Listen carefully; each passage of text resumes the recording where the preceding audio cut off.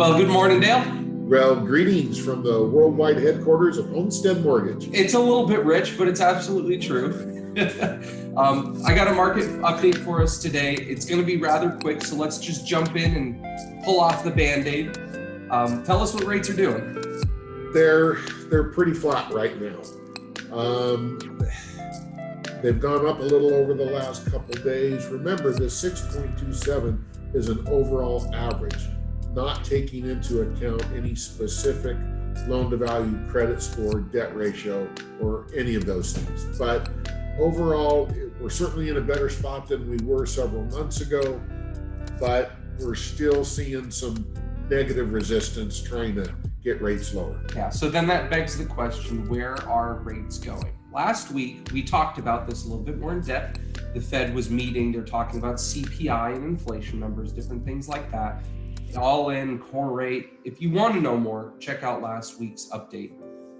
But more specifically, mark May 12th on your calendar. And the reason for that is shelter costs. We touched on this, but I want to dive deeper on shelter costs and how important they are. Take a look at this. This is a consumer price index chart. This is what makes up CPI. And you can see right here, shelter makes 43% of the CPI. That's a significant chunk. And you can imagine if shelter costs are inflated, then you can imagine CPI would subsequently be inflated. Well, take a look at this data. The Fed uses year-over-year data, Dale, all the time. That's what they use whenever they're going for CPI and they make their decision to raise interest rates. Well, you can see that the year-over-year data is at 8.2%. It's kind of nuts. Wouldn't it be nice if the Feds used actual real-time data? You mean the month over month, which is right here? Something like that, yeah. So you can see it really clearly here. Shelter costs are not going as crazy as year-over-year data suggests. And because of this, May 12th, that is the date on the calendar in which we expect shelter costs to start to roll over and actually bring down CPI much, much further. So, which will in turn help inflation go down, which in turn should help rates. Exactly, and that's what we're hoping for. Now, there's a big caveat to this because you all know there are buyers out there that are thinking, I'm waiting for rates to go down and I'm waiting for housing prices to go down. Dale, what's wrong with that? Well, it's a flaw because what's going to happen, as always does, inflation, recessions, negative things cause interest rates to go down, which is great.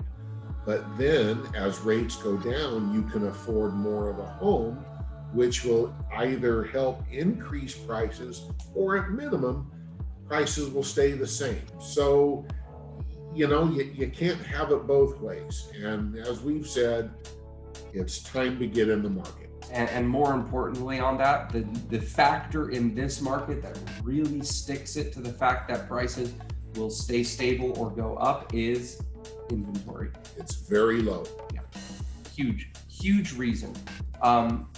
We have a first-time home buyer seminar tonight here, Homestead Mortgage, online, in person, 5:00 p.m.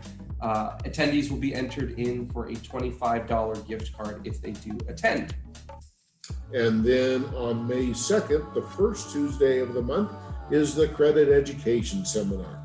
Always remember, first and third Tuesdays of every month is a seminar brought to you from us, Homestead Mortgage, here on Main Street, Jackson.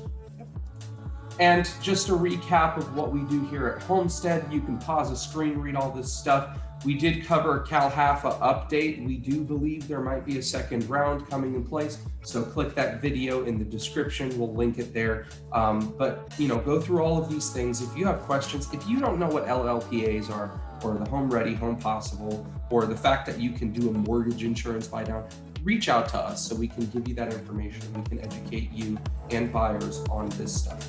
Either way, hope you have a great rest of your day. Have a great day. Okay, take care.